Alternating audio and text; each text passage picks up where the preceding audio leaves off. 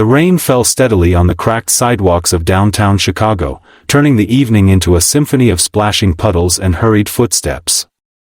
Most people rushed past the small figure huddled beneath the flickering neon sign of Tony's Italian Kitchen, their umbrellas creating temporary shields against both the weather and the uncomfortable reality of homelessness.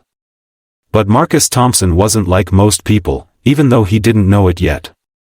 Marcus had been living on the streets for 8 months now, ever since the factory where he'd worked for 12 years suddenly closed down. The severance pay had lasted 3 months, his savings another 2, and his pride had carried him through one more before reality hit like a freight train. Now, at 52 years old, this former shift supervisor who once managed 30 employees found himself asking strangers for spare change just to survive another day. The aroma drifting from Tony's restaurant made Marcus's stomach clench with hunger.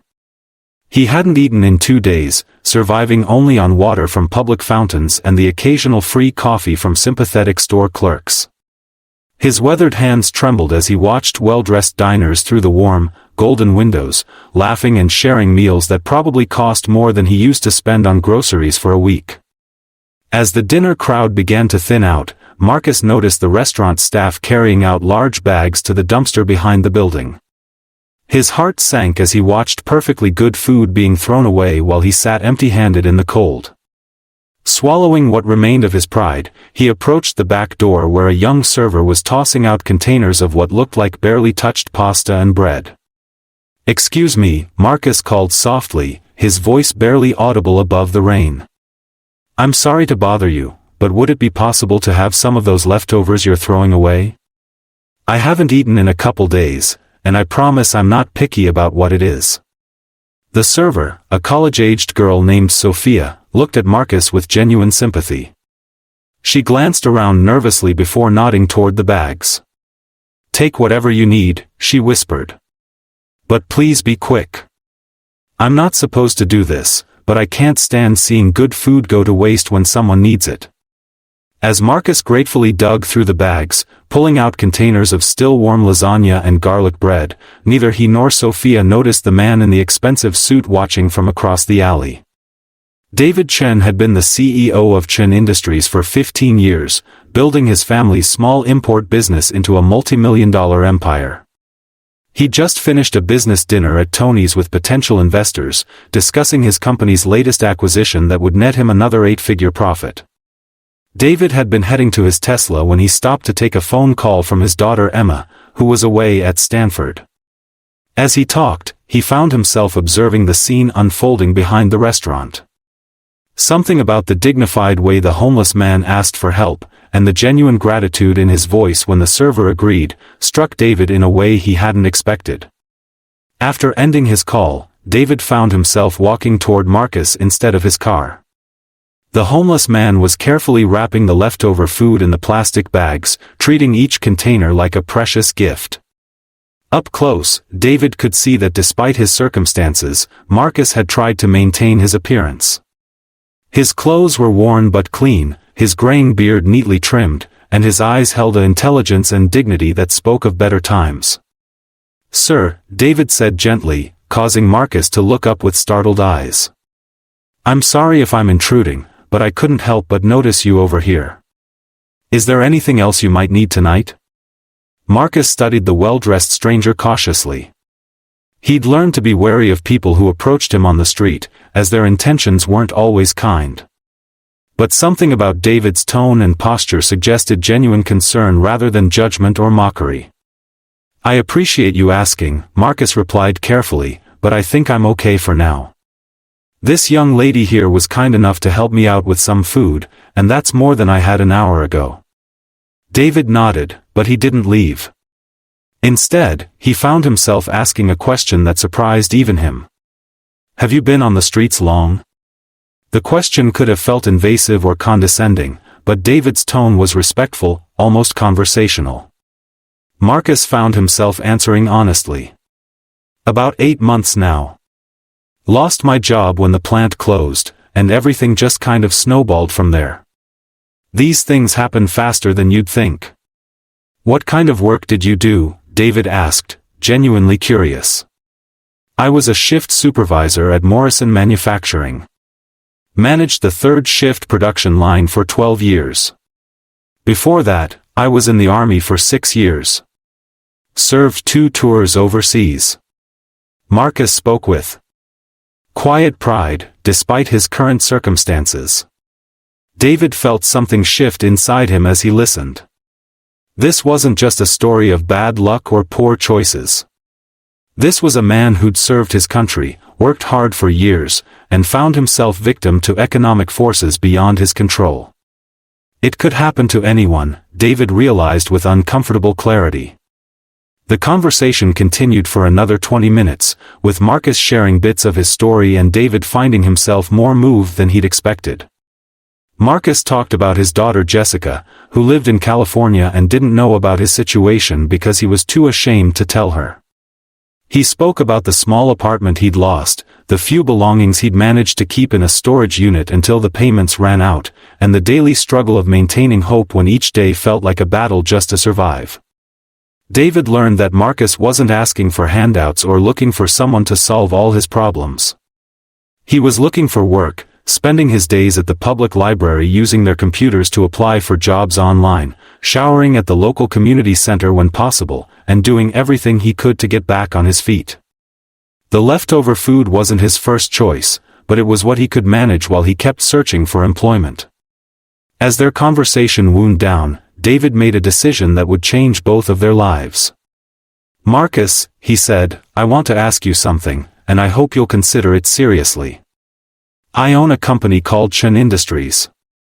We have several facilities around the Chicago area, and we're always looking for experienced supervisors and managers. Would you be interested in coming in for an interview?"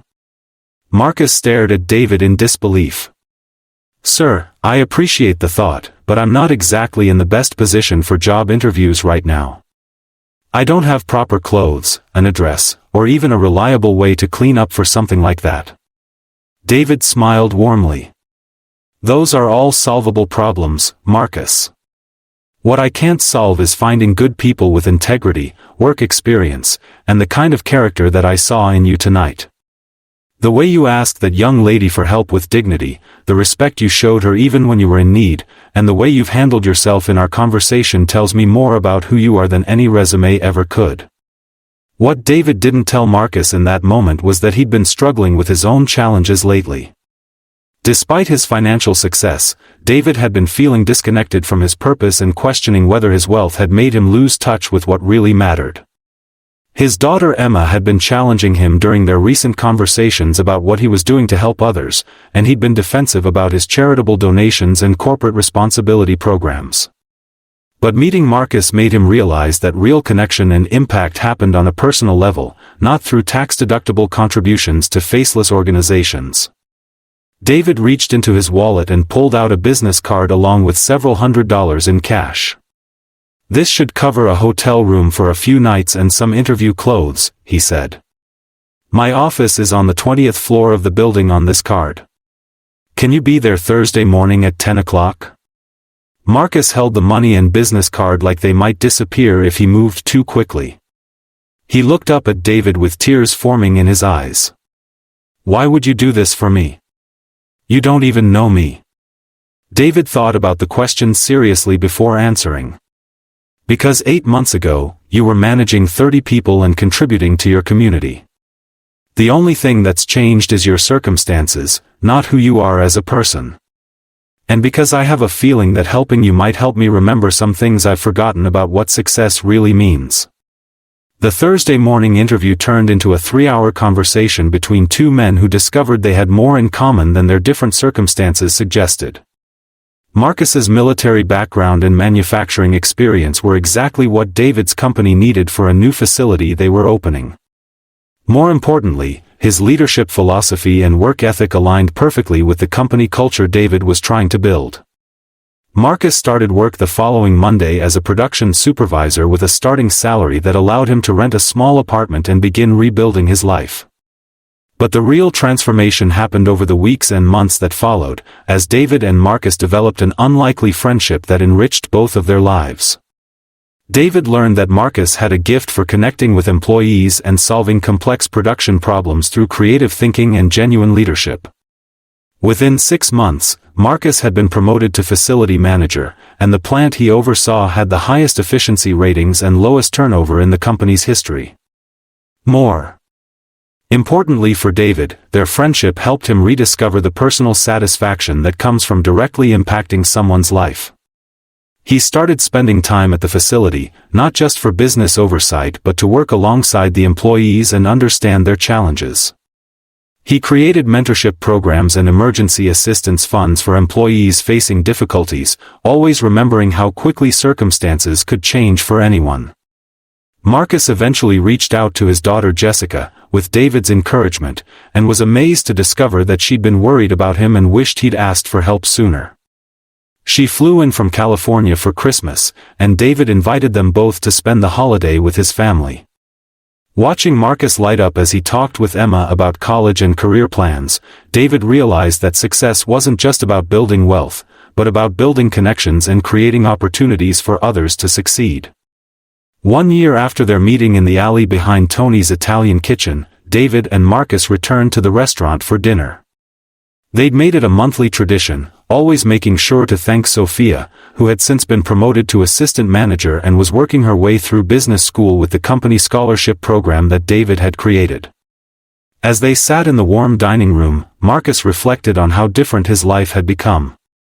He'd not only regained his financial stability but had found work that gave him purpose and a friend who'd shown him that kindness and opportunity could come from the most unexpected places.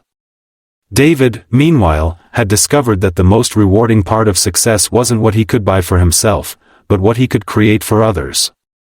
The conversation between them that night wasn't about business or future plans, but about the small moments of connection that had led them to this point.